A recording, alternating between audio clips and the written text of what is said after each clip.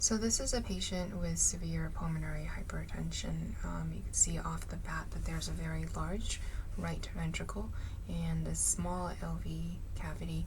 The interventricular septum is flattened at systole and diastole, which you will see very clearly in the peristernal short axis view. There is evidence of a pericardial effusion. It measured about 1.5 to 2 centimeters along the LV, so loculated, no evidence of tamponade on this study.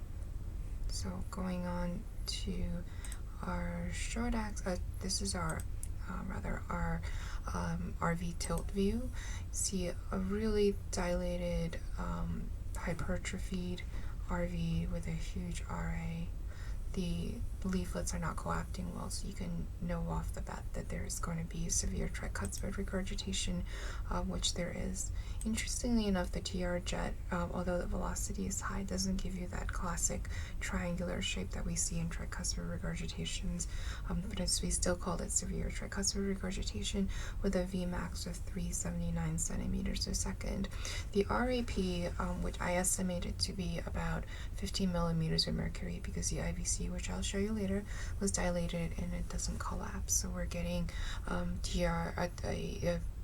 pulmonary pressures upwards of 70 millimeters of mercury.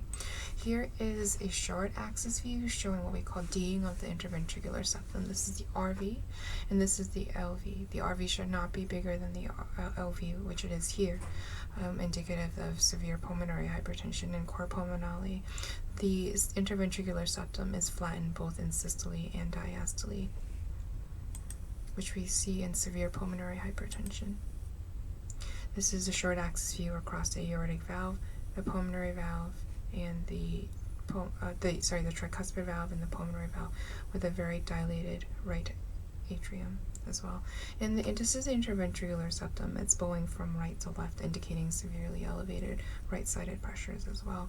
By history, this patient actually had endocarditis of the tricuspid valve.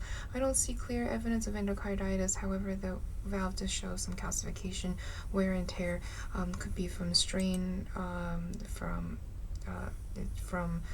very turbulent tricuspid regurgitation jet, or maybe some residual from the prior episode of endocarditis.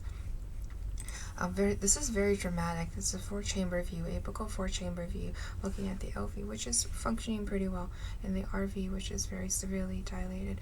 You can see this muscular band running across here. We call this the moderator band, which is one of the defining characteristics of a morphological right ventricle. It is indeed very thick, and one of the things we look at when we look for evidence of chronic pressure overload. Same thing here. And finally, looking at the subcostal view, very dilated right ventricle, very dilated right ventricle, right atrium.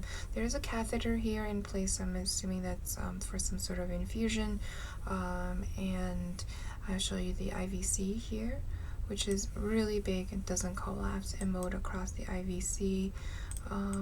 Here shows a very dilated IVC with very little respiratory variation, so therefore I gave the right atrial pressure 15 millimeters of mercury.